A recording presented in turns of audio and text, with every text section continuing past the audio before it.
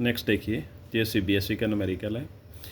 एक volt meter है जिसका रेजिस्टेंस क्या है 400 और 100 ओम के साथ कनेक्टेड है, और एक ये रेजिस्टेंस लगा हुआ है 200 ओम का, और वोल्टेज कितनी अप्लाई की गई है इस बैटरी के हेल्प के साथ है 84 वोल्ट जो है वो अप्लाई की गई है। अब कैलकुलेट क्या करना, what will be the reading on volt meter, voltage की वैल्यू कैलकुलेट करनी है जो वोल्ट मीटर बताएगा।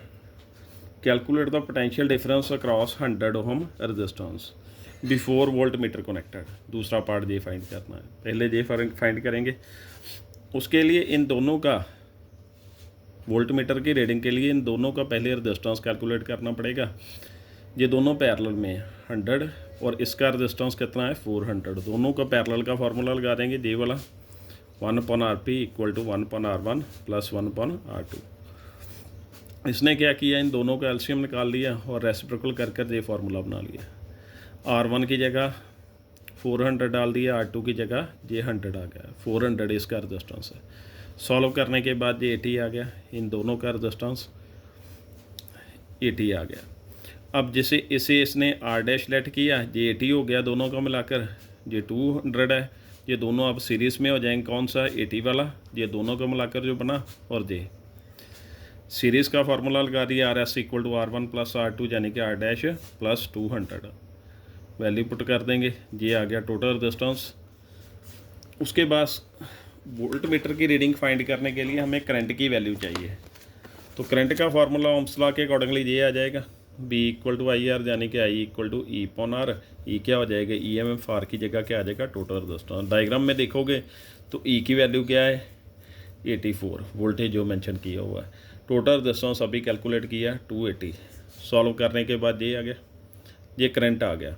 वोल्ट मीटर की रीडिंग क्या क्या मतलब है, पोटेंशियल डिफरेंस फाइंड करना, किसके अक्रॉस, R डैश के अक्रॉस। R डैश कौन सा था, ये देखिए इन दोनों को मिलाकर जो रेजिस्टेंस बना वो क्या है R डैश है, ये R डैश की वैल्यू आ गई।